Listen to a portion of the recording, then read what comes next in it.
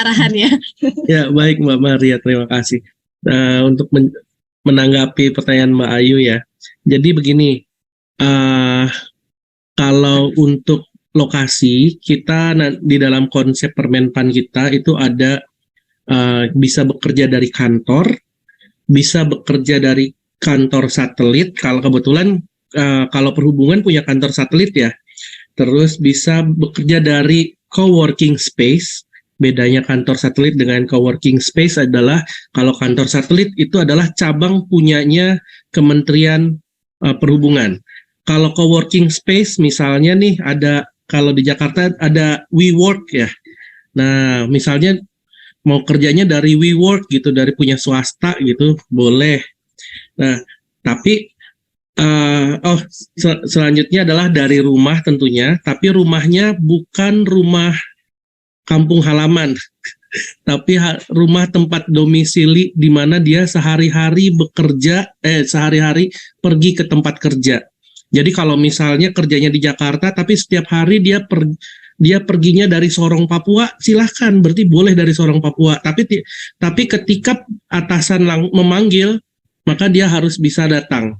Jadi sebenarnya itu contoh yang nggak benar kan, nggak mungkin ada yang tiap hari pulang dari Sorong Papua, punya pesawat jet pribadi mungkin ya. Nah, jadi ini yang sering jadi salah kaprah tentang rumah itu adalah malah kembali ke kembali ke kampung halaman. Padahal itu harusnya dari tempat domisili, tempat dia tinggal, pergi ke kantor. Kenapa? Karena untuk bekerja dari rumah itu setidaknya paling sedikit 1 kali dalam seminggu harus bisa harus masuk kantor dan harus bisa dipanggil ke kantor kapanpun.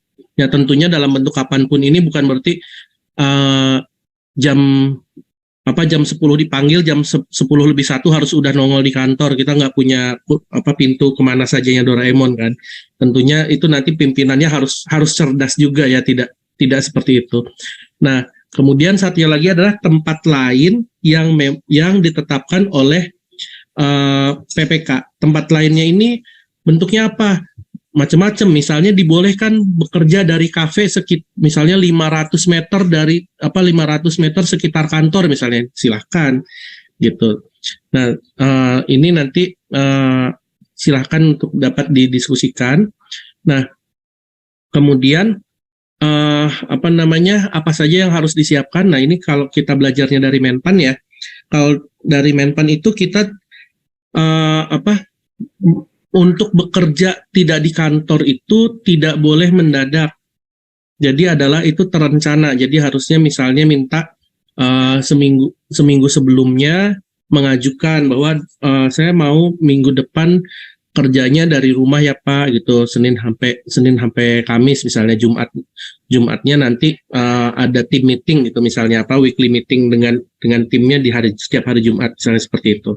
Nah, kemudian ada perencanaan tuh Senin sampai Kamisnya mau ngapain. Nah, misalnya ada disposisi misalnya ada disposisi untuk rapat apa gitu. Nah, berarti nanti dia bisa masukkan tuh di dalam perencanaannya bahwa hari Senin mau ada rapat melalui Zoom dengan apa. Kemudian dia misalnya kebetulan dalam merancang peraturan misalnya, maka akan melakukan bagian apa di rancangan peraturan tersebut. Nah, kemudian itu nanti dilaporkan.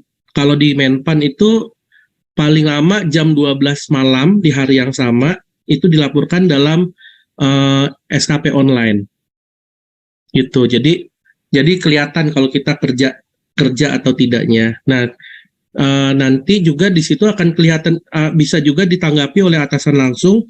Kalau misalnya janji ini mau ngerjain bab 1 Permenpan gitu, ternyata Permenpannya nggak kekerjain. Nah, berarti nanti atasan bisa ngasih tanggapan di dalam SKP online-nya seperti itu. Nah, ini yang mungkin karena Mbak Maria tadi ini ya analis SDM ya, mungkin jadi salah satu PR-nya Mbak Maria nanti bikin sistemnya, atau mungkin sudah ada kalau seperti itu. Nah, seperti itu dari saya. Mungkin Mas Oko bisa tambahan?